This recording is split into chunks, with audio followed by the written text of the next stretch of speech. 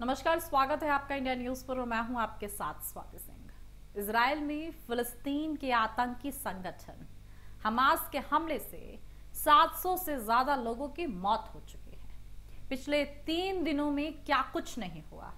Reports के मुताबिक अब तक 700 इजरायलियों की मौत हो चुकी है, वहीं 2100 से ज्यादा लोग घायल हैं।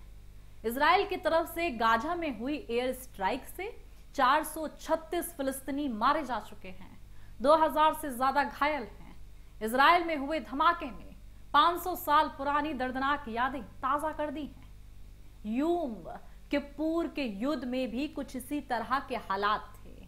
वहीं इजरायली डिफेंस फोर्स के स्पोक पर्सन कहते हैं कि हमास को हम जड़ से मिटा देंगे, साथ ही ये भी सुनिश्चित करेंगे कि जंग के बाद हमास के पास कोई मिलिट्री कैपेबिलिटी और गाजा को गवर्नेंस करने की क्षमता ना रहे। इजराइल ने हमास से लड़ने के लिए गाजा के पास 1 लाख अतिरिक्त सैनिकों को भेजा है। इधर अमेरिका भी इजराइल की मदद के लिए आगे आया है और मिलिट्री सपोर्ट देने की बात कही है। अब आपके मन में भी इसे लेकर कई सवाल होंगे कि कहां और कैसे शुरू हुई जंग, आखिर इजराइल हमास के बीच क्यों हो रहा है विवाद और कौन है हमास। शनिवार 7 अक्टूबर 2023 इजराइल पर 20 मिनट अंदर करीब 5000 रॉकेट दागे गए। इजराइल को झंझोड़ देने वाला यह हमला फिलिस्तीन के आतंकी संगठन हमास ने किया।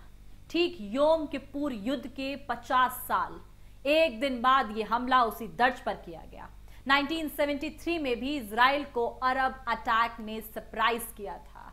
गाजा स्ट्रिप से 5000-7000 रॉकेट दागे गए थे। आतंकवादियों ने इजरायली नागरिकों और सैनिकों का अपहरण कर लिया था। आतंकी जमीन, समुद्र और हवाई रास्ते से इजराइल में दाखिल हुए और कई आपको बता दें कि इजरायली कस्बों और सैन्य ठिकानों में घुसपैठ की। लेकिन ये कोई बात नई नहीं है, किस्से बहुत साल पुराने हैं। लेकिन अब सवाल ये भी है कि इजराइल हमास के बीच आखिर विवाद क्यों है और क्या है। आपको बता दें कि पहला है धार्मिक कारण। जेरूसलम यहूदी, मुस्लिम, ईसाई तीनों के लिए महत्वपूर्ण यहूदियों का धार्मिक स्थल है वेस्टर्न वॉल, अल अक्सा मस्जिद, डोम ऑफ द रॉक इस्लामिक धार्मिक स्थल।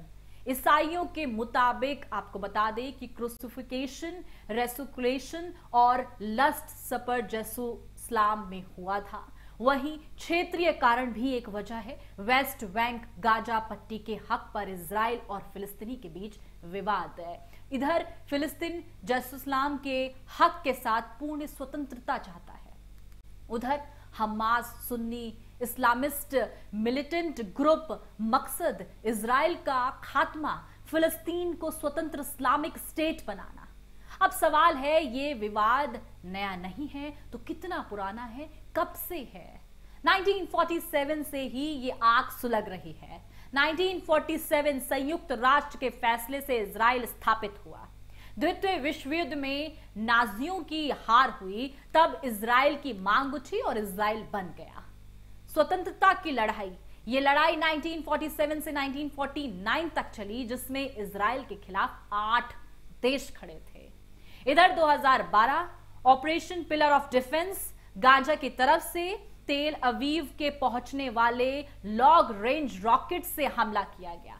नवंबर 2012 में दोनों की तरफ से सीज फायर हुआ और इधर इजराइल ने हमास के military chief of staff Ahmad Jabir को मार गिराया।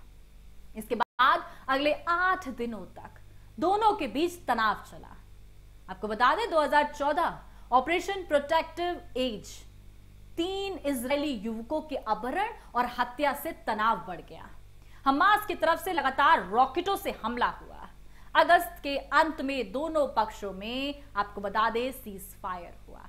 इधर 2021 आता है और जेरूसलम में आपको बता दें प्रोटेस्ट और तनाव बढ़ जाता है।